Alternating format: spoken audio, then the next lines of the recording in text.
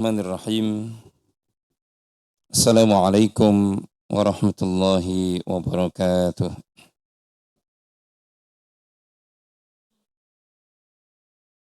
Alhamdulillahi rabbil alamin. Wal aqibatu lil muttaqin wa la udwana illa 'alal zalimin. Wassalatu wassalamu ala nabiyyina Muhammadin wa ala alihi wa sahbihi wa man tabi'ahum bi ihsanin ila yaumiddin. Faqala ta'ala fi kitabihil karim وهو أصدق القائلين يا أيها الذين آمنوا اتقوا الله حق تقاته ولا تموتن إلا وأنتم مسلمون أما بعد فإن أصدق الحديث كتاب الله وخير الهدي هدي محمد صلى الله عليه وعلى آله وسلم وشر الأمور محدثاتها فإن كل محدثة بدعة وكل بدعة ضلالة وكل ضلالة في النار. اللهم علمنا ما ينفعنا وانفعنا بما علمتنا وزدنا علما. رب اشرح لي صدري ويسر لي أمري واحلل عقدة من لساني يفقه قولي. اللهم آمين. Jamaah kaum muslimin wal muslimat, Bapak Ibu yang semoga dimuliakan Allah Subhanahu wa taala. Alhamdulillah, kita bersyukur kepada Allah dan senantiasa kita memuji Allah atas seluruh nikmat yang Allah berikan kepada kita di hari yang ke-22 dari bulan Ramadan yang mulia ini. Kita masih diberikan kesempatan untuk bisa beribadah kepada Allah. Mudah-mudahan semua ibadah yang kita lakukan Allah catat dia sebagai amal salih. Allah jadikan dia seberat-beratnya timbangan kebaikan kita di yaumil qiyamah kelak nanti. Alhamdulillah, di antara aktivitas dari hari-hari 10 terakhir di bulan Ramadan, kita masih diberikan kesempatan untuk bisa duduk sejenak mengikuti sunnah-sunnah Nabi Sallallahu Alaihi Wasallam. Mungkin ada di antara kita yang sedang beriktikaf di masjid ini, ya, ataupun beribadah dengan membaca Al-Quran, bersedekah dan seterusnya. Mudah-mudahan iktikaf yang kita lakukan ini kita diberikan kesempatan oleh Allah mendapatkan Lailatul Qadar. Karena siapapun yang Allah berikan kesempatan untuk dapat Lailatul Qadar, berarti dia mendapatkan kesempatan beribadah yang lebih baik daripada 1000 bulan. Lailatul Qadri khairum min alfi syahr. Lailatul Qadar itu lebih baik daripada 1000 bulan. Justru jamaah, bulan Ramadan itu hari-hari terakhir, terutama 10 hari terakhir, justru ini menjadi taruhan kita. Kenapa Nabi kita SAW sampai menyuruh kita tahawraw Lailatul Qadr, bersungguh-sungguhlah kalian cari Lailatul Qadar itu fil ashril awakhir, di 10 hari terakhir dari bulan Ramadan. Justru ujian dari Allah Subhanahu wa taala bagian akhir Ramadan inilah yang mesti menjadi perhatian kita. Ya. Tapi justru cobaannya, ujiannya malah justru di hari-hari terakhir Ramadan, manusia tidak justru ke Baitullah, ke rumah Allah. Justru malah ke mal-mal, pusat-pusat perbelanjaan. Ya, yang harusnya Lailatul Qadar itu diperoleh oleh orang-orang yang iktikaf, tapi kemudian nafsu mereka melalaikan dari Lailatul Qadar. Kecuali illa man rahima rabbuk, orang-orang yang dipilih oleh Allah Subhanahu wa taala mendapatkan Lailatul Qadar. Maka ini memang ujiannya justru di bagian akhir dari Ramadan. Ya. Kalau dia sabar, kalau dia kemudian ngerti, maka insya Allah dia akan apa? I'tikaf di 10 hari terakhir. Begitu Nabi SAW melakukannya. Tapi pembahasan kita pada pagi hari ini bukan memang berkaitan dengan i'tikaf, tapi berkaitan dengan salah satu contoh dari Nabi kita SAW selain daripada i'tikaf. Ya. Karena Nabi adalah contoh tauladan yang terbaik buat kita. Yang termasuk dalam beriktikaf. Ya, termasuk dalam beriktikaf. Tapi dalam perkara-perkara kehidupan manusia, Nabi sudah dijadikan oleh Allah SWT, laqad kana lakum fi Rasulillahi uswatun hasanah. Contoh teladan yang terbaik buat manusia seluruhnya. Maka datang kepada kita hadis yang diriwayatkan oleh Imam Bukhari rahimahullah ta'ala an Aisyah ummil mu'minin radhiyallahu anha. Hadis ini disampaikan dari Aisyah, ya, ibunya orang-orang yang beriman, salah satu istri Nabi SAW. Jadi dalam hadis ini disebutkan Aisyah itu ummil mu'minin, ibunya orang-orang yang beriman. Dan semua istri-istri Nabi itu diberikan gelar oleh Allah Subhanahu wa taala ummul mu'minin. Artinya ibunya orang-orang yang beriman. Ya. Kata Allah Subhanahu wa taala, "An-nabiyyu aula bil mu'minin." Nabi itu lebih utama daripada orang-orang mukmin secara keseluruhan. Wa azwajuhu ummahatuhum, dan istri-istri Nabi itu adalah ibu-ibu mereka. Maka kalau kita tahu makna ibu, jamaah, maka apa? Ya kita hormati. Namanya juga apa? Ibu. Ya. Yang namanya ibu itu ya kita hormati. Siapapun yang menghina salah satu saja istri-istri Nabi, maka kita wajib apa? Bela. Nah, itu konsekuensi dari apa? Ibu. Kemudian yang kedua, konsekuensi dari ibunya orang-orang beriman, maka tidak boleh tuh istri-istri Nabi sepeninggal Nabi dinikahi oleh apa? Kaum muslimin itu nggak boleh. Ya, oleh karena itu apa? Kalau pas Nabi wafat, nggak ada satupun sahabat yang menikahi apa? Istri-istri Nabi. Karena apa? Mereka adalah ibu-ibunya kaum mukminin. Jadi tidak boleh dinikahi. Walaupun kemudian ketika Nabi wafat ada salah satu istri Nabi yang masih muda, nggak boleh tetap dinikahi. Tapi kalau wanita-wanita yang lain, boleh apa tidak? Boleh. Gitu ya. Tapi kalau istri Nabi tidak boleh. Karena apa? Menikahi ibu itu hukumnya apa? Haram. Menikahi ibu hukumnya boleh apa tidak, Pak? Nggak boleh. Hurrimat alaikum ummahatukum wa banatukum wa akhawatukum wa banatul akhi wa banatul ukhti. Itu di surah An-Nisa Allah katakan apa? Hurrimat alaikum, diharamkan bagi kalian menikahi yang pertama siapa? Ummahatukum, ibu-ibu kalian. Enggak boleh. Ya. Jadi ayat ini turun karena orang-orang Arab dulu sebelum Islam itu datang, itu mereka apa? Biasa tuh menikahi ibu kandungnya sendiri. Oleh karena itu dilarang oleh agama. Sejak Nabi diutus dilarang mereka. Dan itu orang-orang Persia, orang Romawi itu. Kalau rajanya mangkat, suaminya mangkat, istrinya sementara masih muda, tapi sudah punya apa? Rajanya itu sudah punya apa? Anak laki-lakinya, walaupun bukan anak dari istri mudanya ini, maka anak laki-lakinya juga apa? Menikahi istrinya. Istri ayahnya sendiri. Itu zaman sebelum Nabi diutus. Tapi ketika Nabi SAW diutus, maka itu dilarang. Jadi kita nggak boleh menikahi istri, ibu kita sendiri, itu nggak boleh. Termasuk istri-istri Nabi yang digelari oleh Allah ummahatul mu'minin. Ibunya orang beriman itu sepeninggal Nabi tidak boleh dinikahi. Hukumnya haram.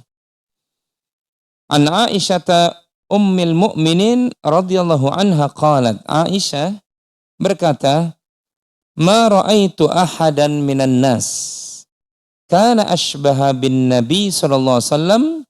Kata Aisyah, aku tidak pernah melihat seorang pun dari kalangan manusia. Nah, ini berarti menjadi kesaksian dari Aisyah, Bapak Ibu. Kesaksian dari apa? Aisyah. Ketika Aisyah mengatakan, ma ra'aitu ahadan minan nas, aku tidak pernah melihat satu orang pun dari manusia yang apa? Kana ashbaha bin Nabi, yang paling persis dengan Nabi. Ya. Baik itu kalaman, perkataannya, cara bicaranya, wala hadisan, cara ngomongnya, wala jilsatan, maupun cara duduknya, min Fatimah, yang persis sama dengan Nabi, melebihi daripada siapa? Fatimah. Siapa Fatimah yang dimaksud? Fatimah itu anaknya Nabi SAW. Ini yang berkata Aisyah, Bapak Ibu. Kata Aisyah tentang Fatimah, nggak ada satu orang pun yang persis sama dengan Nabi. Cara ngomongnya, cara duduknya, cara bercandaannya melebihi dari Fatimah. Ya, sama persis dengan ayahnya. Jadi kalau Aisyah mengatakan aku tidak melihat seorang pun, ini menjadi saksi buat kita. Sebab perkataan sahabat atau sahabiyah, maksudnya sahabat perempuan, dari sahabat-sahabat Nabi SAW itu diterima sebagai hadis. Ya, kenapa demikian? Karena ahlu sunnah meyakini bahwasanya perkataan sahabat itu tidak mungkin apa berdusta atas nama Nabi SAW. Ya, maka ini akidah yang lurus. Walaupun apa satu orang sahabat berkata tentang hadis Nabi, maka diterima. Ya.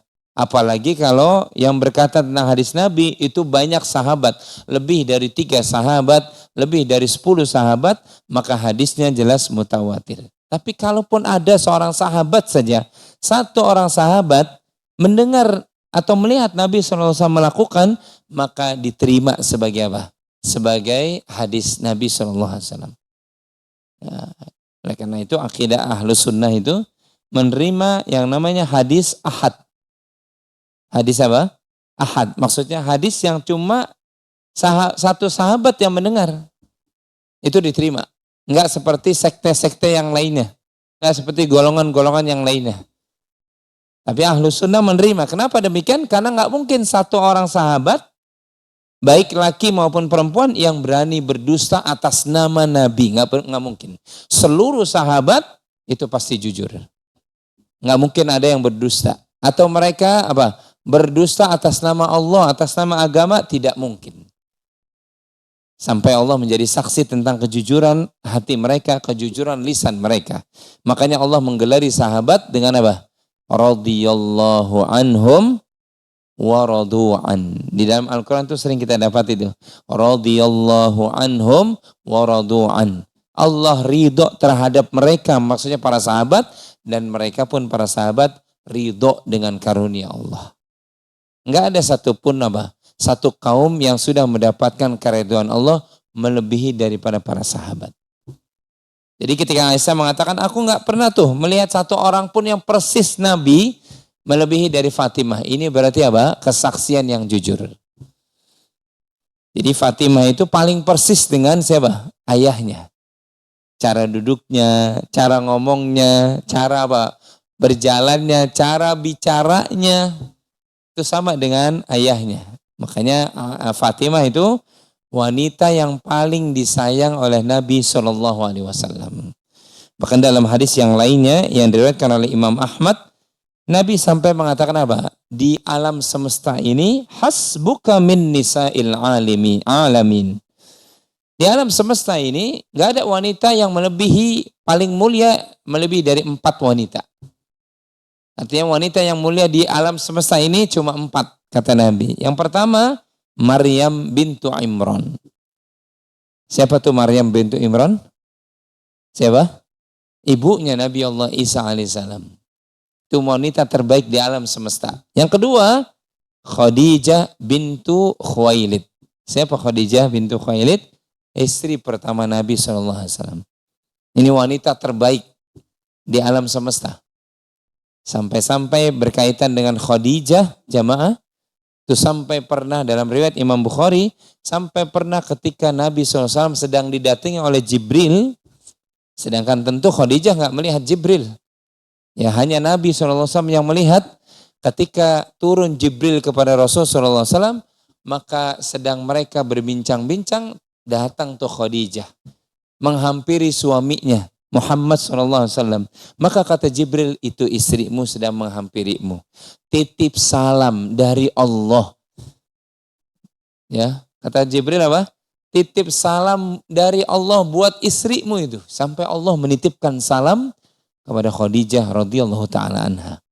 Di alam semesta ini nggak pernah ada satu wanita pun yang Allah sampai nitip salam kepadanya melebihi dari siapa? Khadijah. Kata Jibril, Allah titip salam, telah dibangunkan istana yang megah di surga. Buat siapa tuh? Khadijah. Masya Allah. Ya. Kalau istri kita Pak, dapat salam dari Allah, gimana kira-kira kita Pak? Hah? Gimana Pak? Atau ibu yang di belakang dapat salam dari Allah. Tapi ntar siang meninggal mau Bu? Ya, yang belakangnya ntar dulu Ustaz. Yang penting dapat salamnya dulu. Salam dari Rabbul Alamin. Allah Subhanahu wa taala nitip salam, coba bayangkan. Kita kalau dititip salam sama gubernur, gimana Pak? Masya Allah. Gubernur nitip salam buat antum. Presiden nitip salam buat antum. Bangga apa tidak Pak?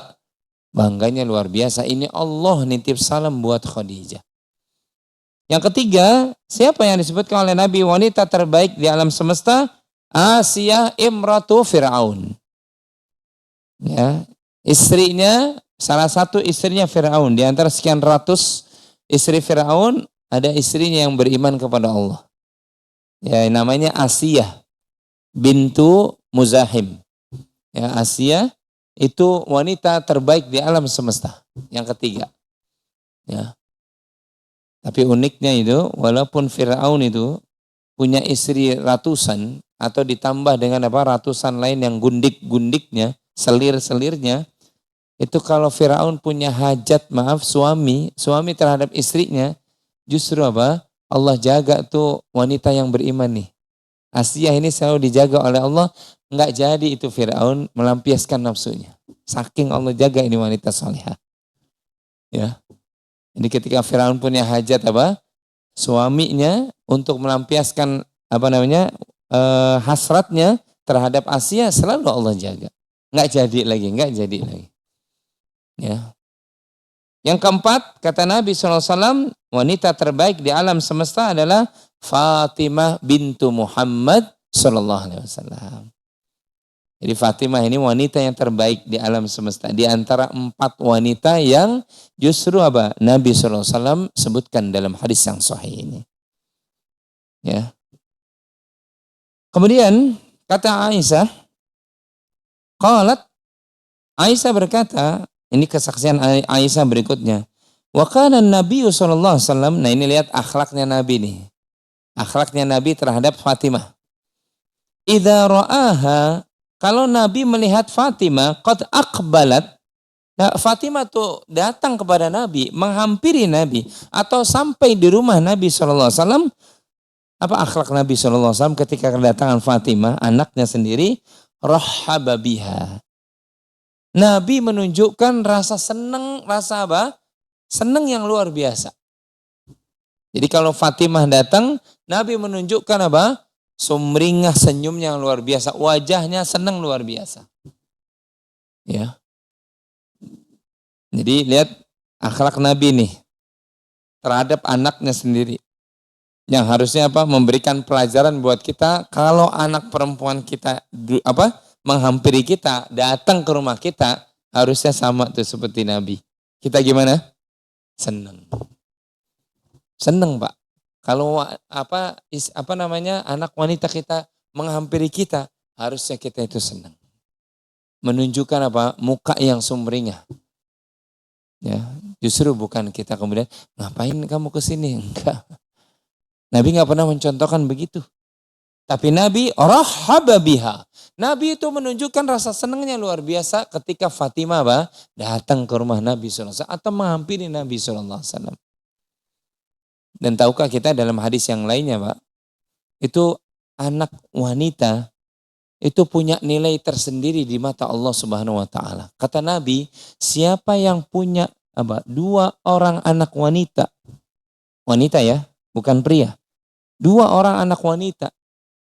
Kemudian dia didik dengan agama, dia berikan makanan, minumannya, pakaiannya dari harta yang halal, maka dua anak wanita ini menjadi hijab, menjadi penghalang dari api neraka. Lihat, Allah Subhanahu wa taala lewat lisan Rasulnya sallallahu alaihi wasallam sampai memberikan kabar gembira bahwasanya anak wanita itu punya nilai yang yang spesial di mata Allah, tapi dengan catatan dididik. Ya. Penghargaan Islam Bapak Ibu itu tinggi terhadap anak wanita. Tidak seperti zaman sebelum Nabi SAW diutus. Kita tahu ya, ketika sebelum Nabi SAW diutus, orang-orang jahiliyah tuh kalau dengar kabar anaknya, istrinya itu lahirnya anaknya adalah wanita, maka mukanya menjadi merah. Ya, dhalla wajhuhu muswaddan wa huwa kadhim, kata Allah. Ketika diberitahukan kabar anakmu yang lahir adalah wanita, maka dhalla wajhuhu muswaddan, maka wajahnya berubah menjadi hitam. Sebagai tanda wa huwa kadhim, dia tuh marah. Kenapa harus lahir wanita? Kenapa demikian? Karena orang-orang jahiliyah itu melihat wanita itu, kalau lahir anak yang wanita itu hina, lemah. Di zaman jahiliyah itu wanita itu lemah, Pak. Ya. Bahkan wanita itu enggak pernah dapat waris. Betul apa tidak? Wanita itu zaman jahiliyah itu enggak pernah diwariskan. Bahkan saking ekstrimnya wanita diwariskan. Bukan udah enggak dapat warisan, tapi wanita diwariskan. Tadi sudah kita sebutkan di awal, kalau ayahnya meninggal, sementara istrinya itu ibunya sendiri sudah punya anak laki-laki, maka anak laki-laki berhak menikahi ibunya sendiri. Nah, ibunya diwariskan. Betapa hinanya itu jahiliyah. Ya. Udah nggak dapat warisan, tapi malah diwariskan. Tapi Islam datang memuliakan yang namanya wanita. Apalagi anak wanita kita, Pak. Siapa di sini, maaf, tunjuk tangan di antara jamaah yang anaknya semuanya wanita? Semua, Pak. Ada berapa? Ada? 3. Masya Allah. Nggak ada laki-laki? Masya Allah. Siapa lagi, Pak? Berapa, Pak? 3 juga. Kok bisa sama? Janjian ya? Hah? 3 juga? Masya Allah. Siapa lagi? Berapa, Pak? 3 juga. Oke, semuanya ketiga ya kan? 3 juga, Pak? Perempuan semua? Masya Allah. Dididik, Pak. Itu menjadi hijab. Penghalang dari api neraka. Wanita itu mulia di mata Allah. Nggak seperti orang jahiliyah. Ya. Sampai-sampai Al-Quran kita memuliakan wanita. Ada surat khusus bahkan Allah sampaikan, surat An-Nisa. Artinya apa? Wanita. Ya. Jadi kalau kita dikasih anak wanita, kita bahagia. Nah, wanita pria sama aja. Ya.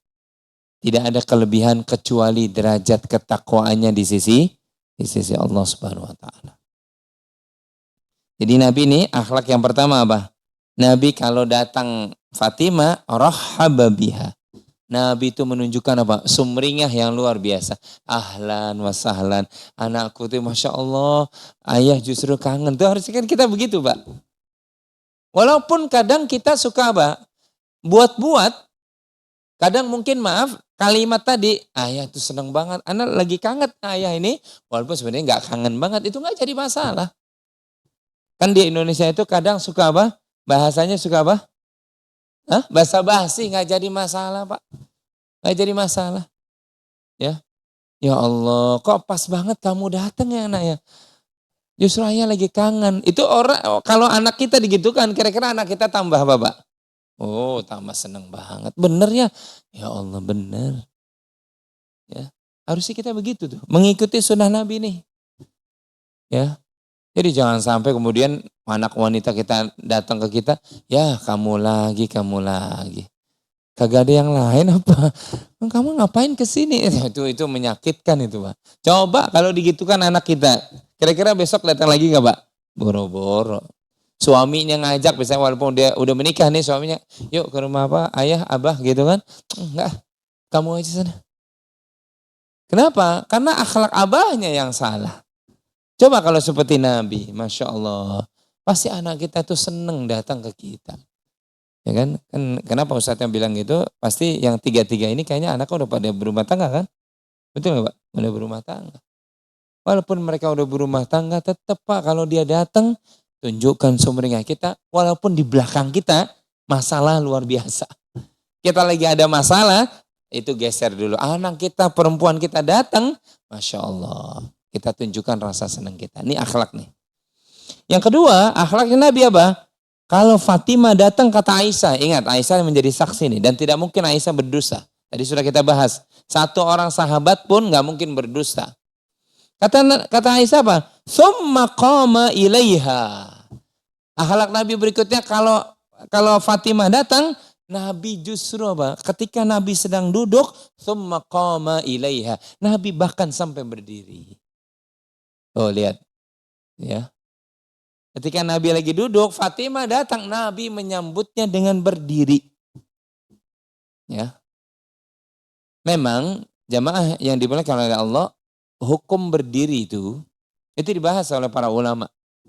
Hukum berdiri menyambut seseorang. Ya, dibahas itu. Memang ada yang sebagaimana hadis ini, ada yang dibolehkan. Bahkan terkesan kita berdiri. Ya. Contohnya orang-orang yang spesial. Ini Fatimah spesial di mata Nabi, makanya Nabi berdiri. Maka kalaupun kita bukan anak kita, tapi siapa yang spesial dalam hidup kita, boleh kita berdiri, Pak. Menyambut orang yang spesial, itu boleh kita berdiri. Contohnya siapa? Hah? Orang tua kita dulu, jangan presiden mulu, ya kan? Ini ngomong-ngomong masjid kita dapat sumbangan dari Pak Prabowo kali ya? Langsung presiden. Orang tua kita kalau datang, kita berdiri, Pak. Berdiri sambut orang tua, Pak. Kenapa? Orang tua kita, yang ibu kita yang melahirkan kita, bapak kita yang mendidik kita dengan agama, dia datang, kita berdiri. Sambut itu. Enggak akhlak, bukan adab. Yang diajarkan oleh Nabi SAW, orang tua kita datang, bapak, kita sambil duduk nih. Masuk Pak. Itu enggak akhlak tuh. Kita berdiri, Pak. Kita berdiri nyambut orang yang kita cintai, orang tua kita. Gitu. Bahkan Nabi mengajarkan kita peluk itu orang tua kita. Kalau adat kita di Indonesia, kita cium tangannya. Kita kalau di Arab kan cium apanya tuh kalau orang tua? Hah? Cium apanya? Cium ininya kepalanya, Pak. Ya. Ya cium pipi juga boleh. Ya tergantung adatnya masing-masing lah. Sepanjang tidak berlebihan. Boleh, Pak. Jangan orang tua sekali lagi datang, duduk Pak, Bu, duduk. Ya dicium kagak, cium tangannya kagak. Dia kagak berdiri, ini enggak adab ini. Kalau ada anak yang begitu, mesti belajar. Di Masjid Az-Zumar subuh-subuh, kan gitu ya. Suruh belajar tuh dia. Nabi nggak pernah mengajarkan tuh. Siapa lagi yang spesial secara orang tua? Guru kita. Ya, jadi jangan ke Prabowo dulu ya Pak ya. Masih jauh Prabowo. Guru kita. Kenapa spesial? Dia yang mengajarkan apa? Ilmu. Kalau guru kita datang, ya walaupun maaf nggak semua murid, ya kita yang kebetulan punya hajatnya sama guru, maksudnya apa? Kebetulan kita yang biasa ngasih unjuk tempat duduk guru kita, kita berdiri Pak. Walaupun nggak harus semua. Misalkan lagi banyak muridnya, minimal satu orang lah yang dia akan bawain tasnya kemudian ngasih unjuk di sini Ustadz, di sini kiai, di sini guru, di sini duduknya. Dia berdiri nyambut gurunya. Ya. Ini bahkan disunnahkan Pak, menyambut orang-orang yang spesial tadi disunnahkan. Apa dalilnya? Banyak sebenarnya. Dalilnya banyak. Ya, Nabi SAW itu bahkan, nah ini di dalam hadis ini Nabi berdiri menyambut Fatimah. Minimal dalil ini, ada hadis ini menjadi dalil bagi kita. Kemudian ada dalil lain Nabi bahkan pernah menyuruh para sahabatnya ketika datang Sa'ad bin Mu'adz. Ya, Sa'ad bin Mu'adz ini pemimpinnya kaum yang pada saat pernah Nabi minta pandangan Sa'ad bin Mu'adz terhadap kaumnya, yaitu orang-orang Yahudi, yang membangkang perintah Nabi SAW, maka Nabi minta pendapat kepada Sa'ad bin Mu'adz. Wahai Sa'ad, kaummu itu dari golongan Yahudi, itu kemarin mengkhianati kita. Apa pendapatmu? Kata Sa'ad bin Mu'adz, ya Rasulullah, memang gitulah tipe dari orang-orang Yahudi itu. Makanya orang-orang Yahudi itu jarang yang masuk apa? Jarang yang masuk Islam. Ketika Sa'ad bin Mu'adz diminta pandangannya oleh Nabi, apa yang harus kita lakukan terhadap pembangkang seperti itu? Maka Sa'ad bin Mu'adz memberikan usul yang luar biasa. Kumpulkan tuh ya Rasulullah anak-anak muda mereka. Kumpulkan. Kemudian diberikan hukuman. Dan Nabi salut dengan usulan siapa? Sa'ad bin Mu'adz. Nah ketika Sa'ad bin Mu'adz dalam satu saat mau datang ke Masjid Nabawi, para sahabat lagi berkumpul bersama Nabi, maka Nabi mengatakan kepada para sahabat yang hadir, "Qumu, berdirilah kalian, ila sayyidatikum." Sambutlah pemimpin kalian, Sa'ad bin Mu'adz itu. Justru Nabi yang menyuruh, Pak. Nabi menyuruh, berdirilah kalian, sambut pemimpin kalian. Ya, karena di mata Nabi SAW, Sa'ad bin Mu'adz ini itu spesial. Tahukah kita, ketika wafatnya Sa'ad bin Mu'adz, sampai arasnya Allah bergetar, Pak. Saking sedihnya itu, sampai ketika Sa'ad bin Mu'adz syahid, arasnya Allah bergetar. Ya. Padahal itu arasnya Allah, makhluk Allah Subhanahu wa taala yang begitu besarnya, Sa'ad bin Mu'adz wafat, dia bergetar. Saking mulianya ini sahabat. Ya. Dalam dalil yang lainnya, berarti dalil yang ketiga, bolehnya berdiri menyambut orang-orang spesial itu, ketika terjadi ada seorang sahabat yang tidak ikut perang, tapi nggak ada uzur, ya, nggak ada uzur, yang bernama Ka'ab bin Malik. Ada seorang sahabat namanya Ka'ab bin Malik, ketika perintah jihad datang, kata Ka'ab bin Malik ini, ketika aku dengar perintah berjihad, pada saat itu Madinah lagi sedang panas-panasnya. Kemudian yang kedua, Madinah buah kurmanya sedang ranum-ranumnya, Pak. Lagi sedang panen. Ya. Maka kata Ka'ab bin Malik, aku dengar tuh panggilan jihad dari Nabi SAW, tapi aku bolak-balik dari belakang ke depan pintuku, dari pintu depan ke belakang, berangkat atau enggak, panas banget. Ya. Lagi sedang ujian tuh. Sampai pasukan dikumpulkan oleh Nabi SAW di lapangan, saat Ka'ab bin Malik ini masih mundar-mandir di rumahnya, berangkat apa enggak ya. Padahal dia masih muda. Sampai yang berikutnya, ketika pasukan Nabi berangkat bersama Nabi SAW, menyongsong pasukan musuh, Ka'ab bin Malik ini sampai kemudian masih mundar-mandir di rumah, Pak. Ketika kau udah enggak ada suara gemuruh gitu pasukan, dia kemudian keluar dari rumah, yang didapati kata Ka'ab bin Malik dalam kitab Riyadhus Shalihin itu disebutkan tuh, hadisnya panjang tuh. Ya. Kata Ka'ab bin Malik, aku keluar dari pintu rumahku, yang aku dapati cuma orang-orang tua, jompo, kemudian para wanita dan anak-anak. Enggak ada satupun pemuda. Karena para pemuda sudah Sudah berangkat berjihad bersama Nabi. Akhirnya timbul penyesalan. Kok aku enggak berangkat? Enggak ada uzur, Pak. Pulang pasukan Nabi SAW sampai kembali ke Madinah setelah berperang, kebiasaan Nabi itu selalu Nabi ke masjid dulu, Pak. Nah itu kebiasaan Nabi itu kalau berperang, Bapak Ibu. Sebelum ke rumah masing-masing, Nabi biasanya berperang. Ke masjid dulu. Nabi sholat dulu.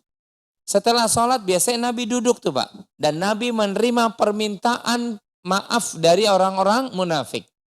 Ketika Nabi duduk tuh, orang-orang munafik tuh datang tuh, ya Rasulullah maaf ya, kemarin gak ikut perang, maaf gak bisa bantu engkau. Datang lagi, ya Rasulullah maaf kemarin rumah gak ada yang jaga. Ya Rasulullah maaf sedang lagi panen.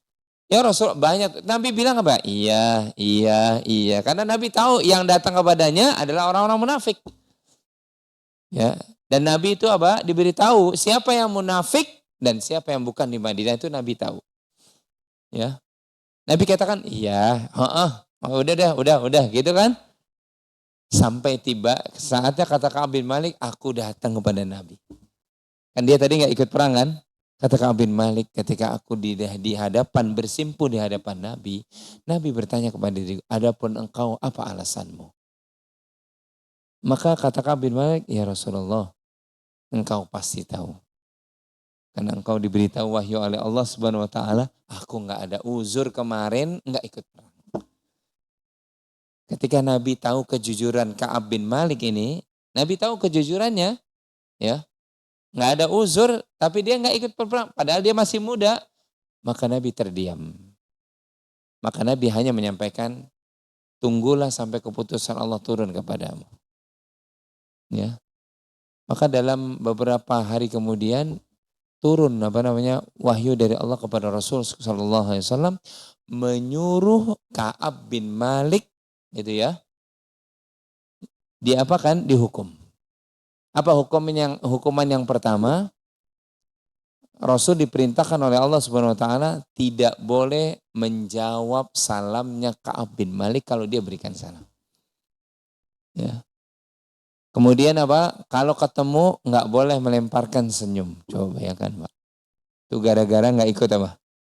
Nggak ikut apa tadi? Nggak ikut perang, nggak ada uzur. Tuh lihat. Para sahabat dulu gitu, Pak, dididik oleh Allah, Pak. Tapi mereka tersinggung nggak? Nggak pernah tersinggung. Baper nggak? Nggak pernah baper. Ya. Jadi hukuman yang pertama, kata Nabi kepada seluruh sahabat, selain Ka'ab bin Malik, kalau Ka'ab bin Malik ketemu kalian jangan senyum. Tuh coba bayangkan.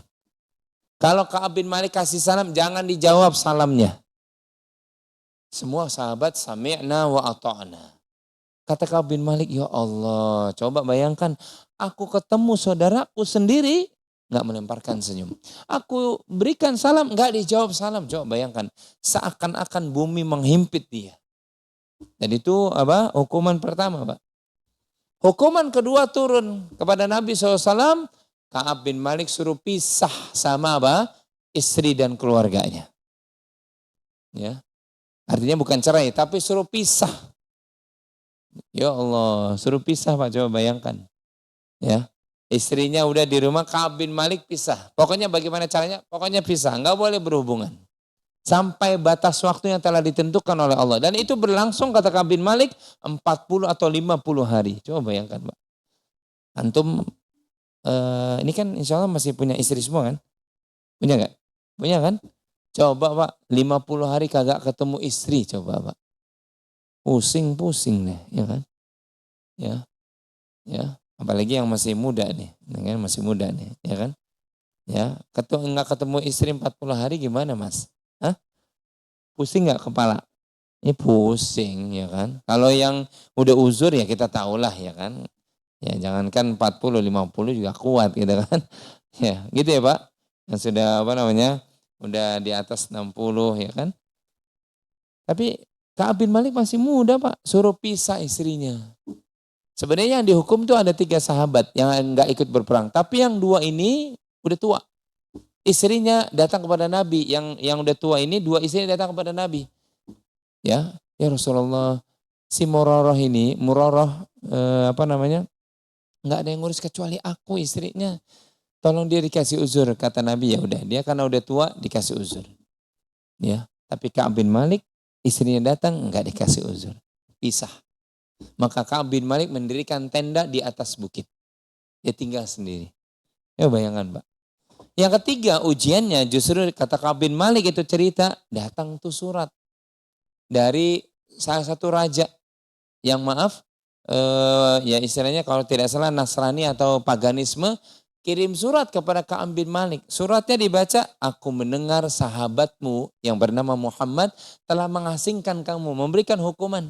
Udah engkau datang aja kepada kita. Gitu katanya. Engkau datang ke negeri kami terima dengan hangat. Ini ujian juga. Ya, bayangkan, Pak. Ya, beda agama. Ya. Sampai itu berlangsung 40-50 hari. Nah ketika turun surat At-Taubah, itu kisah Ka'ab bin Malik itu sebab turunnya surat yang ke-9. Di ayat yang ke-30 berapa itu? Ya. Di ayat yang berapa ya di situ? Itu Allah SWT menurunkan tuh, apa namanya, hukumannya udah selesai. Nah ini, di ayat yang maaf ke 118. Kata Allah, wa 'ala tsalatsatil ladzina khulifu. Dan terhadap 3 orang sahabatmu yang apa? Enggak ikut berperang tadi, ya. Sampai kata Allah, hatta idza dhaqat 'alaihimul ardu, sampai dada mereka seakan-akan ditindih oleh bumi dengan hukuman itu. Sesek banget, Pak. Ya kan? Maka kemudian Allah terima taubatnya setelah 50 hari tadi. Setelah turun ayat ini, maka ada seorang sahabat yang apa? Lari ke atas gunung. Dia teriak, wahai Ka'ab bin Malik, wahai Ka'ab bin Malik, absyir, bergembiralah engkau karena Allah sudah menerima taubatmu. Coba bayangkan. Dan tahukah kita, ketika Ka'ab bin Malik turun, dia mau menghadap kepada Nabi di masjid, engkau ditunggu oleh Nabi di masjid. Gitu ya. Maka ada Tolhah bin Ubaidillah, Pak. Para sahabat yang lain itu ingin menyaksikan apa? Taubatnya apa? Taubatnya Ka'ab bin Malik. Coba, Ka'ab bin Malik gara-gara ayat ini turun itu. Ayat ini turun berkaitan dengan kisah Ka'ab bin Malik. Surah At-Taubah 118 tadi. Ketika Ka'ab bin Malik sudah sampai di pintu Masjid Nabawi, maka Tolha berdiri dan Nabi melihat. Nabi apa? Melihat, Pak.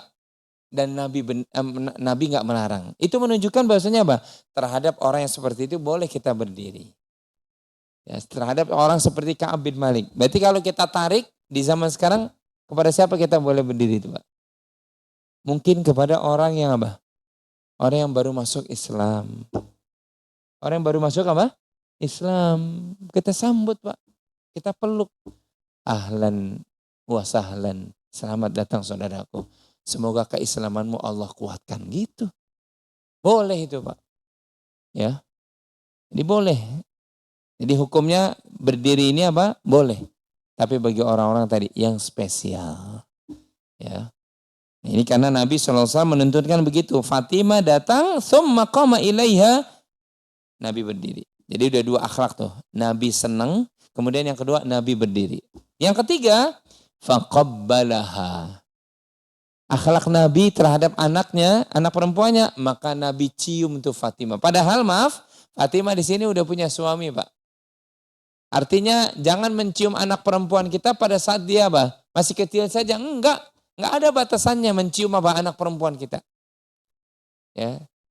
Islam mengajarkan apa? Anak-anak perempuan kita tuh kita cium, Pak, keningnya. Dan dibahas oleh para ulama tentang mencium itu, ya, yang boleh itu apa namanya? Di keningnya dicium atau tangannya dicium boleh. Tapi tidak pernah ada satupun tuntunan dalam agama kita anak perempuan kita cium di bagian tengah. Ya. Nggak boleh di sini. Beberapa tahun yang lalu pernah ada tuh viral. Kita nggak usah sebutkan lah. Salah satu artis mencium anak perempuannya di bagian sini. Itu nggak boleh, Pak. Yang di bagian sini hanya satu perempuan yang boleh kita cium. Siapa, Pak? Siapa? Istri kita. Tapi anak perempuan kita, apalagi maaf, jangankan udah besar atau udah punya suami, masih kecil pun nggak ada dalil. Yang ada dalil apa? Boleh dicium di keningnya, di tangannya dicium. Boleh. Ya. Coba orang itu kalau anak perempuan kita cium keningnya dan itu maaf ternyata diteliti Pak Bu oleh para ahli berkaitan dengan apa sentuhan. Itu ternyata Islam sudah mengajarkan 1500 tahun yang lalu Nabi mengajarkan kita apa bersentuhan dengan orang yang kita cintai. Ya. Bukan orang barat yang mengajarkan. Orang barat kan seakan-akan kita apa baca tuh seakan-akan apa anaknya tidur kemudian dicium kan? Islam sudah mengajarkan kok. Ya. Anak kita mau tidur kita cium keningnya. Sambil kita doakan. Gitu kan? Atau anak kita datang kepada kita cium keningnya. Ternyata sentuhan kulit kita dengan kulit anak kita itu berpengaruh besar sekali, Pak. Tambah apa? Tambah cinta itu. Ya. Jadi mencium boleh tidak? Boleh. Hukum mencium apa? Boleh. Tapi jangan pernah di bagian tengah. Nggak ada dalilnya. Ya, tidak boleh kita mencium anak perempuan kita itu di bagian apa? Tengah. Yang di bagian tengah hanya wanita yang pernah kita nikahi. Yaitu istri kita. Itu boleh. Ya. Jadi Nabi mencium siapa? Fatimah. Kemudian akhlak berikutnya yang keempat, tsumma akhadha biyadiha. Nabi tarik tuh tangan Fatimah. Nabi gandeng itu sebagai bentuk apa? Kepedulian Nabi kepada anaknya sampai apa? Hatta yujlisaha fi makanih, sampai ditempatkan Fatimah di tempat duduk beliau sallallahu alaihi wasallam yang mulia. Tuh, lihat ya akhlak Nabi kepada Fatimah, kepada anak perempuannya. Makanya kalau kita ingat dulu, kalau bagi yang belajar di pesantren ya, kiai-kiai kita, guru-guru kita, semoga Allah Subhanahu wa taala mengampuni dosa mereka. Itu saya lihat sendiri, kita lihat sendiri. Ya, kalau apa cucunya atau anaknya masih kecil itu datang kepadanya habis sholat, selalu dipangku di tempat duduknya, Pak. Ya, Nabi sudah mengajarkan begitu. Dan para kiai kita mengajarkan begitu. Cucunya datang, sini, sini, sini, duduk. Ya, jamaahnya kita lagi sedang berzikir, cucunya ditaruh di pangkuannya. Ada yang sering lihat gak begitu? Guru-guru kita. Begitu, Pak. Ya, duduk sini. Sampai berzikir, sampai membaca tasbih, tahmid. Ditempatkan di tempat duduk. Ya, begitu Nabi SAW akhlaknya terhadap Fatimah radhiyallahu taala anha. Sehingga Fatimah tuh sampai begitu ya. Sampai apa? Merasa dimuliakan oleh ayahnya sendiri. Wa kanat idza ataha an-nabiyyu sallallahu alaihi wasallam. Nah, sekarang dibalik nih. Kata Aisyah menjadi saksi, dan Fatimah, sebaliknya Fatimah kalau datang kepada ayahnya rahabat bih. Maksudnya ketika ayahnya datang ke rumah Fatimah, maka Fatimah pun sumringah, senang. Ya. Fatimah itu juga apa? Senang. Summa qamat ilai, bahkan Fatimah berdiri menyambut ayahnya. Kemudian apa? Faqabbalathu, dan Fatimah pun mencium ayahnya. Ya. Sebagai bentuk penghormatan. Wa annaha dakhalat 'ala Nabi sallallahu alaihi wasallam fi maradih alladzi qubida fi, dan ketika Fatimah datang pada saat Nabi sedang apa? Sakaratul maut, yang kemudian apa? Nabi wafat setelah itu, pada saat Nabi sedang sakit, justru Nabi kedatangan Fatimah, farahaba wa qabbalaha. Ketika Nabi lagi sakit pun, Pak, Nabi itu kedatangan Fatimah, itu Nabi sumringah, padahal Nabi sedang apa? Sedang sakit. Tadi saya sudah sebutkan, walaupun kita lagi ada di belakang kita masalah, rumah tangga kita yang begitu besar, tapi anak kita datang, kita sambut dengan gembira. Jangan justru, ya Allah nak, kamu lagi datang, ayah lagi banyak masalah. Enggak. Adapun masalah kita itu masalah lain. Tapi anak kita datang, ada pahala nih bagi kita. Ya. Terus saya jadi teringat. Ini waktu kita sampai suruk ya. Oh, kirain sampai zuhur, enggak ya? Ya, bukan sampai zuhur, Pak, bukan. Apa namanya? Tadi sampai mana? Sampai lupa tuh. Hah? Saya jadi ingat ada kisah itu yang diceritakan oleh Al-Ustadz Dr. Syafiq Basalama, Pak. Itu ada videonya kalau tidak salah. Ya, ini berkaitan dengan masalah kita, tapi ini ada seorang wanita, Pak, bertengkar dengan suaminya. Beliau bercerita nih, ini apa cerita nyata. Wanita soleha bertengkar dengan suaminya sampai kesel, suaminya ditampar ini. Ditampar istrinya. Sampai istrinya nangis. Ya siapa yang gak nangis, Pak? Ya, kan kita gak boleh nih. Suami menampar apa? Istri itu gak boleh. Sampai istrinya nangis, lagi nangis ke kamar. Qadarullah, pintu depan, pintu rumah diketuk, Pak. Datang orang tuanya si muslimah ini, Pak. Coba kata suaminya, mati gue nih kalau bahasa kita gitu ya. Gue habis nampar anaknya, habis nangis gitu kan. Datang orang tuanya itu, coba bayangkan. Dalam hati, mati nih. Kemudian apa? Ya orang tuanya nanya, mana istrimu? Ada, Bu, silakan masuk. Kemudian diberitahukan orang tuanya, datang katanya. Tahu gak?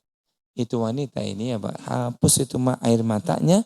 Kemudian apa? Dia keluar dari kamar sambil dia mengatakan, ya Allah, Aba, Umma, kok betul-betul pas banget, saya lagi kangen nih. Coba bayangkan, Pak. Padahal barusan apa? Ditampar. Ayahnya tahu nggak, ibunya tahu? Enggak tahu, Pak. Tuh lihat, wanita tuh harusnya begitu, Pak. Menyembunyikan aib apa keluarganya. Padahal istrinya baru ditampar itu tadi, dia baru merasakan sakitnya, tapi datang ayah ibunya, digeser dulu tuh masalah. Ya, digeser dulu. Suaminya ngelihat istrinya begitu luar biasa, nggak menceritakan tentang tamparan suaminya. Ya Allah, dia minta izin dulu. Nah itu dalam ceritanya begitu Pak. Dia minta izin sama mertuanya sebentar mau keluar dulu. Tahu-taunya apa? Di luar dia beli cincin khusus untuk istrinya. Coba bayangkan Pak. Harusnya kita begitu Pak. Ketika apa? Nabi lagi sakit, yang dengan sakit itu menyebabkan Nabi wafat, Nabi kedatangan Fatimah, farahaba wa qabbalaha. Nabi sumringah dan Nabi menciumnya, wa asarra ilaiha. Sambil Nabi berbisik kepada Fatimah. Ini pada saat Nabi sedang sakaratul maut. Ya. Nabi berbisik, fabakat. Kemudian Fatimah menangis. Silakan. Ya. Karena ini hadisnya belum selesai. Sedikit lagi. Ketika dibisikkan oleh Nabi, Fatimah menangis. Kata Aisyah nih, Aisyah menjadi saksi. Thumma asarra ilayya. Kemudian Nabi bisik untuk yang kedua kalinya. Fadhahikat. Fatimah tersenyum, tertawa. Maka Aisyah berkata, tadi aku lihat engkau dibisiki 2 kali oleh Nabi, oleh ayahmu. Yang pertama engkau Engkau menangis dan yang kedua engkau tertawa. Apa yang dibisikkan oleh ayahmu? Maka Fatimah mengatakan ketika bisikan yang pertama itu, ya, falamma qubidon Nabi SAW, ketika Nabi SAW wafat, maka Fatimah cerita tuh kepada Aisyah, asarra ilayya. Bisikan yang pertama, ayahku mengatakan apa? Inni mayyitun. Ayahmu sebentar lagi akan wafat. Maka fabakaitu, aku menangis. Ketika tahu ayahnya sebentar lagi akan wafat, aku menangis. Kemudian summa asarra ilayya, kemudian bisikan yang kedua, aku tertawa. Kenapa? Nabi mengatakan, innaki awwalu ahli biluhuqan. Kata ayahnya, kata Rasulullah SAW, sesungguhnya engkau, sambil dibisikin nih, keluargaku yang pertama menyusulku. Maka aku tersenyum, ya Allah senang banget. Tuh ini lihat Fatimah tuh Pak, keimanannya. Diberitahu oleh ayahnya, engkau yang akan menyusulku dari keluargaku yang pertama. Kata Fatimah, ya Allah alhamdulillah gitu coba Pak. Coba kalau bapak-bapak ibu-ibu bisikin wanita, anak wanita, kamu nanti setelah ayah meninggal kamu yang pertama ya. Kira-kira anak kita akan bilang apa Pak? Ayah ngaco nih gitu kan. Itu menunjukkan apa? Keimanan Fatimah Pak. Diberitahu oleh ayahnya, engkau yang pertama dari keluarga yang akan menyusul ayah. Fatimah justru tertawa. Nah Fatimah justru tersenyum, Fatimah bersyukur. Nah itulah keimanan tuh bayangkan. Ada gak kira-kira yang begitu Pak? Kalau bisikin yakin gak bakalan ada. Yang ada ngaco nih ayah nih gitu kan. Ngaco ibu nih. Istighfar Bu gitu kan. Anak kita pasti begitu. Nah itulah keimanan, lihat. Ya, wallahu a'lam bissawab. Selesai hadis ini. Beberapa pelajaran yang tadi sudah kita sebutkan. Ya, saya tidak tahu masih ada kesempatan tanya jawab atau tidak. Falyatafaddal, silakan. Kalau ada yang ingin Bapak Ibu tanyakan, silakan. Fadal, Pak. Oh, pakai mic. Ya, silakan. Assalamualaikum warahmatullahi wabarakatuh. Tadi Ustadz membicarakan mengenai akhlak Nabi menyambut anak perempuan Ustadz ya. Ya. Untuk ini Ustadz, misalnya kalau anak sambung itu gimana Ustadz perlakuannya apabila datang ke rumah gitu Ustadz? Makasih. Diingatkan lagi sama Ustadznya, anak sambung itu maksudnya gimana? Anak tiri Ustadz. Anak tiri? Iya. Ya, tayyib. Makasih. Berarti dari istri yang lain atau yang sudah meninggal gitu Ustaz. Ya, enggak maksudnya anak tiri dari istri yang lain ya. Iya. Ya, tayyib. Dalam Islam kalau bapak ibunya belum bercampur, ya dia bukan mahram kita. Ya. Kalau bapak ibunya nih yang belum bercampur, itu bukan mahram kita. Tapi kalau sudah bercampur, dia mahram kita. Maka boleh kita kemudian cium tadi. Karena itu juga anak kita. Ya, anak kita. Ya, dari sisi itu ya, dari sisi itu. Tapi walaupun dari sisi yang lainnya tentu hukum tetap ditegakkan. Contoh hukum waris ya tidak termasuk. Ya. Sekali lagi misalkan ada seorang ibu yang menikah dengan suami lain, dia bawa dia nggak bawa sesuatu, tapi suaminya punya anak laki-laki kan gitu kan? Kalau ibunya ini, ibu tirinya si anak laki-laki tadi belum bercampur, maka nggak boleh. Aurat tidak boleh kelihatan. Ya, ada kemungkinan nggak tidak bercampur? Bisa jadi. Bisa kan? Bisa mungkin. Tapi kalau sudah apa? Sudah bercampur ini ayahnya, ibunya, maka apa namanya? Menjadi apa? Ya menjadi halal. Dalam artian boleh kelihatan auratnya, boleh kemudian dia cium tangannya. Tapi tentang masalah waris tentu beda lagi. Tentang masalah waris apa? Beda lagi. Jadi kan yang ditanyakan tadi tentang mencium kan? Ya kalau sudah bercampur boleh. Ya anak perempuan kita, anak tadi karena kita sudah bercampur sama ibunya gitu ya. Bahkan udah dapat apa? Anak baru lagi kan gitu. Maka kakaknya tadi ya itu kita apa? Cium tangannya boleh. Auratnya dia terlihat oleh kita tidak mengapa. Allahu a'lam bishawab. Yang lain kalian tanyakan? Ya. Assalamualaikum warahmatullahi wabarakatuh. Assalamualaikum. Yang terkait tadi bahwa kalau ada orang spesial kita menyambut berdiri kan tadi dikatakan boleh Ustaz. Ya. Bagaimana dengan hadis yang pada saat Rasulullah masuk suatu majelis, kemudian pas sahabat berdiri, Rasulullah melarang mereka untuk berdiri. Ya. Karena dikhawatirkan mengutus individu kan seperti Nabi Isa. Bagaimana menjamak hadis tersebut Ustaz, dengan hadis yang tadi Ustaz sebut? Baik, barakallahu fik. Sebenarnya tidak bertentangan, ya, tidak bertentangan. Di dalam hadis la tatruduni, ya. Jangan kalian berlebihan terhadap diriku sebagaimana orang-orang Nasrani telah melebihkan Isa putra Maryam. Nabi hendak memberikan pelajaran. Ya. Nabi hendak memberikan apa? Pelajaran. Ya, bahwasanya apa? Jangan berlebihan. Sama berdiri juga tidak boleh berlebihan. Hanya satu dua yang punya kepentingan dengan apa? Dengan guru tadi spesial itu boleh. Ya, maksudnya panitianya. Ustadznya belum tentu tahu di mana tempat duduknya. Dia berdiri menyambut Ustadz di sini boleh tidak, tapi tidak semua. Nah gitulah ya. Tidak apa? Tidak semua. Yang justru hukumnya makruh bahkan apa? Khawatir jatuh kepada dilarang, haram.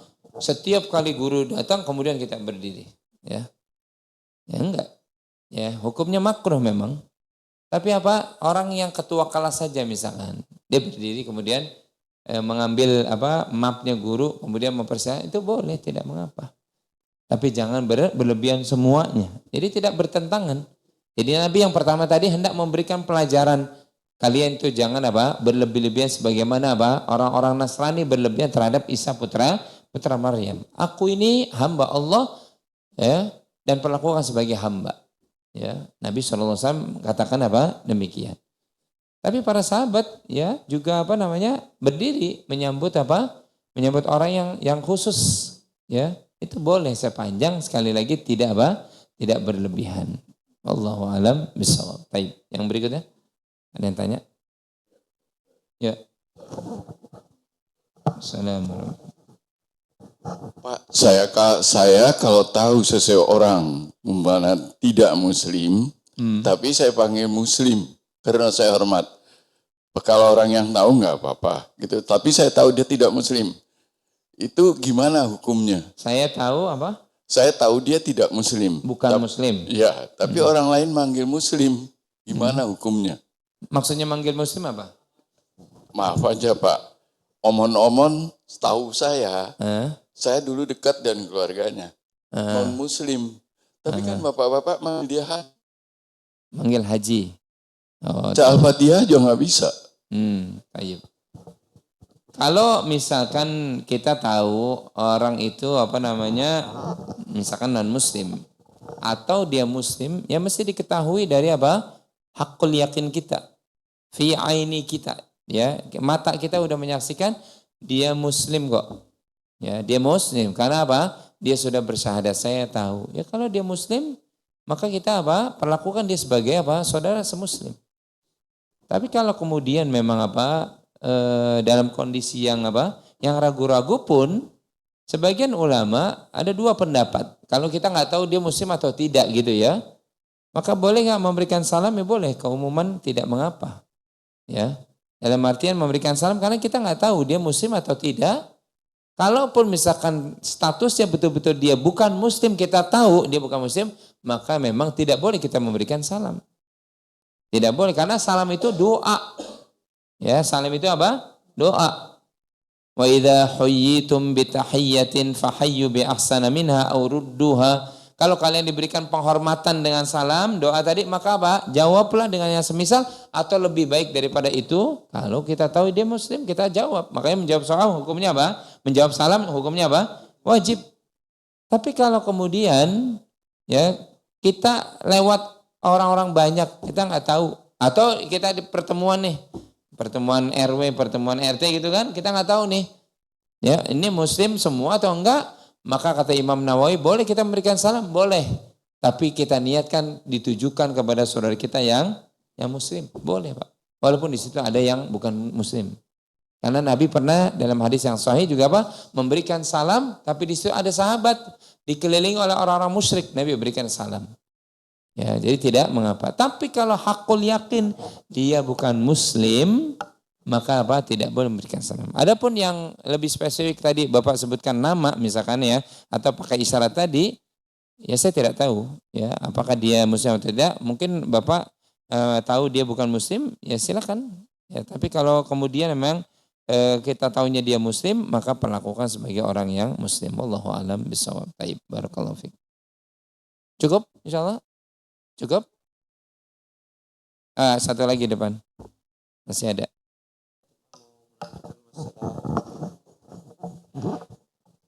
Dalam posisi saya ini, saya kan memang tidak ada anak, Ustaz. Tidak ada anak. Ada, cuman dari kecil sudah meninggal. Yang saya mau tanyakan, karena dari sisi itu saya tidak merasakan. Kalau misalnya ada anak angkat, Ustaz.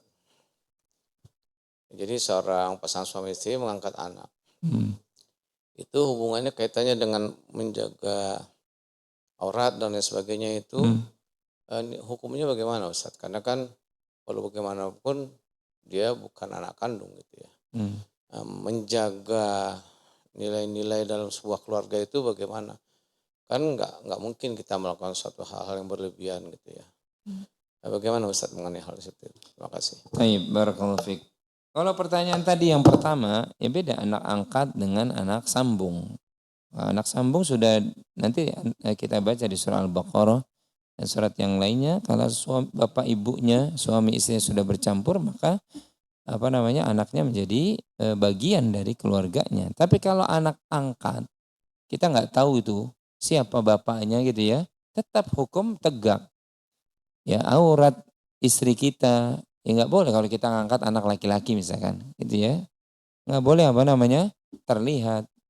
Dari sisi aurat dijaga. Kemudian dari sisi waris nggak berhak mendapatkan warisan karena dia bukan anak kandung kita. Ya, bukan anak kandung kita. Kemudian kalau menikahkan, yang ketiga hukum menikahkan gitu ya. Itu kita nggak berhak walaupun kita bapak angkatnya gitu. Ya, mau anak kita laki atau perempuan nggak berhak. Kita mengatakan saya nikahkan anak saya, bukan, itu bukan anak kita. Harus dicari siapa.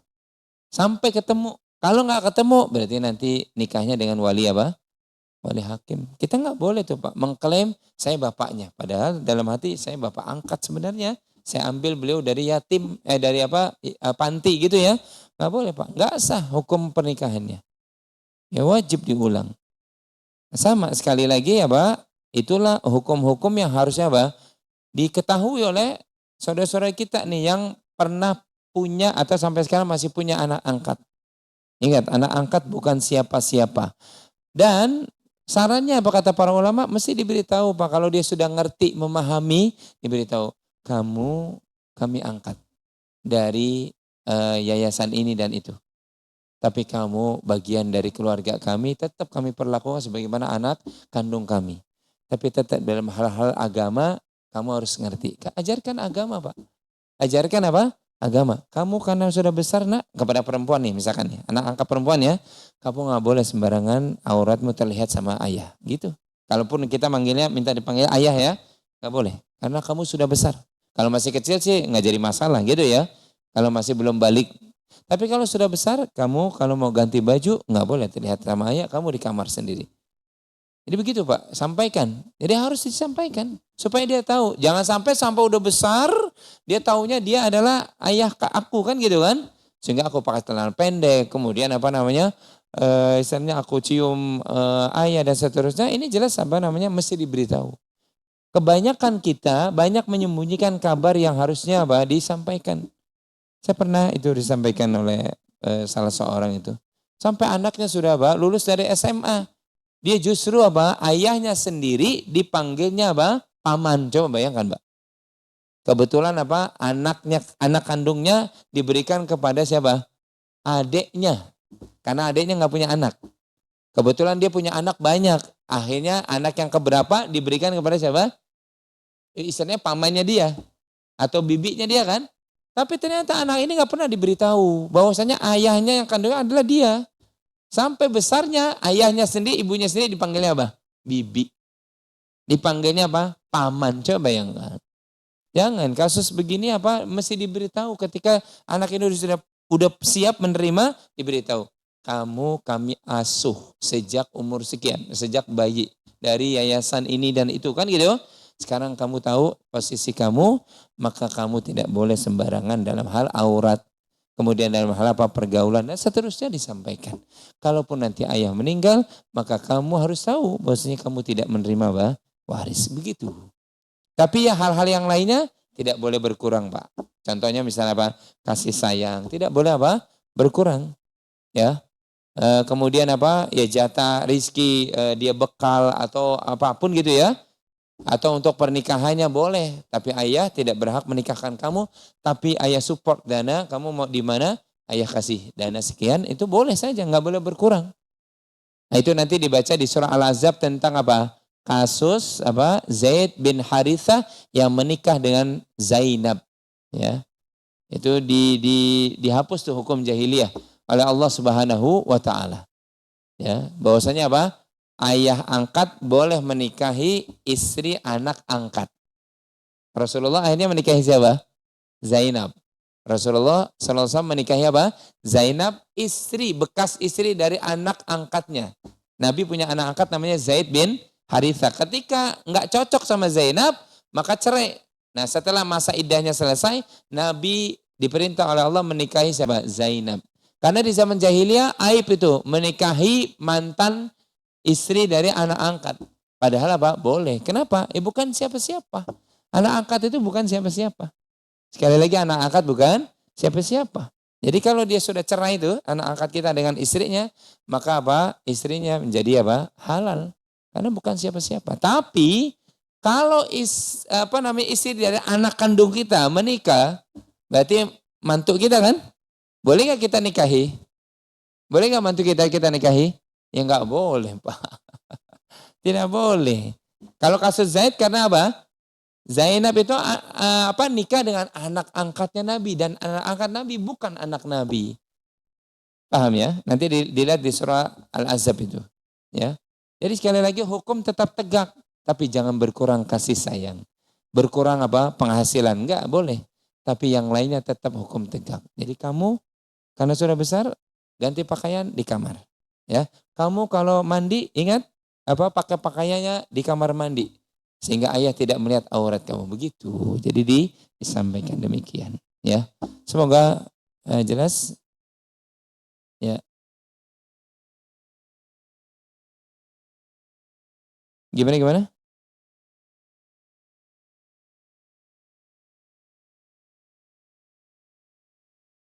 Buat apa kita cerita? Buat apa dulu tujuannya? Ya kalau nggak ada kepentingan nggak perlu, Pak.